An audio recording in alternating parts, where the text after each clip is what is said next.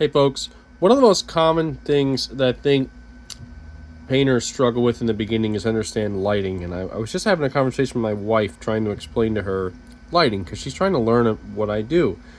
And the easiest way I can explain lighting is to understand that light and paint act the same way when sprayed from an airbrush. Okay, light is energy, but it's also a particle in that it travels, and once it hits something, it gets blocked. It can travel somewhat through things, but it gets stopped when it hits something.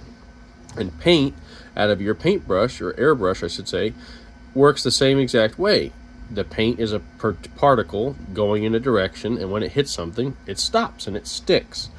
Okay, so light is exactly the same. If you see, I have Wolverine here, and you can see how there's light up here and it's darker underneath these little parts where he's studded. And if I bring my light down closer, we'll amplify that effect. It'll really get bright on top. And depending on how I move this, you can see how the shadows change. See how there's shadows here underneath his arms? That's where we want to paint our shadows of our skin tones. Now, you can really enhance this effect with something like a flashlight that I'm just going to take here and show you how we do the same thing. If the light's coming from the front, you can see where we still have shadows, but now the shadows are at his sides, underneath his armpits, and the fronts are less shaded. Right? If we spin around to the back, same thing. If we hold the light directly above him, we have a lot of shadows on his lower back, but if we move it this way, the shadows move. And your airbrush is going to spray paint the same exact way as this flashlight. The closer you get, the brighter it is. The further away, the less bright. And also, everywhere where the light hits is where your paint's going to hit. And everywhere where the shadows are, you're not going to have any paint hit. So when you're doing your zenithal light, I want you to treat your airbrush like this light. If you go like this, you can see everywhere where the paint's going to go. And this is just a headlamp, but you can get the point. Take a look as I go like this. Look underneath, like his pecs there, like underneath his different studded leather on the front. You notice there's never a point where it ever turns light. Well, that's because that's where your shadows are. Even when I cast this light everywhere, and your paint's going to do the same thing. Your paint's going to highlight everywhere where the brightest parts of my light are, and everywhere where there's no light, that's where the shadows are going to be.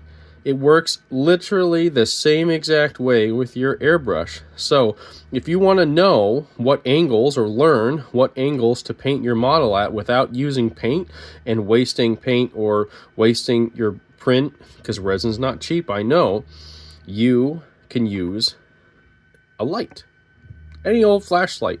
And you can see how, look how the skin highlights when you do that. I have the shadows in there as well, but I'm painting that in there. So if you want to learn how to do that, again, use a light to learn lighting. It's the best way to do it. My best advice I can give you on this topic: use a light, and it'll make much more sense to you. And again, different angles. If the light's coming from his back because he's leaned over or whatever, see how there's almost no shadows back there? But if we could do this and see him from the front, there's lots of shadows being cast underneath his armpits again. It all depends on where your light source is. The same can be said for object source lighting. You can use the same exact trick, because remember, if my object is like, say, right here, well, you see how his chest is really bright? Remember Spawn? The light source was like right here. See how this looks? If my light source is in his hand and his hand is down in here somewhere, now you can see how this is where the highlights should be.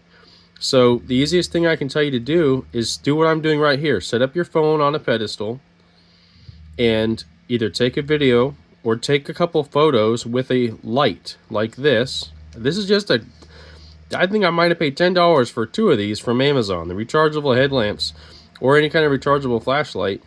Cast a light, take a photo, use it as a reference photo for yourself. That's where the shadows are cast, that's where the lights are cast. Or you can use a reference photo. Either one will work just fine. But you can see how, depending on where I hold it, I can cast my shadows and make your paint match as best as you can. Alright? Cool little how-to for all my proteges out there. I hope you guys appreciate this.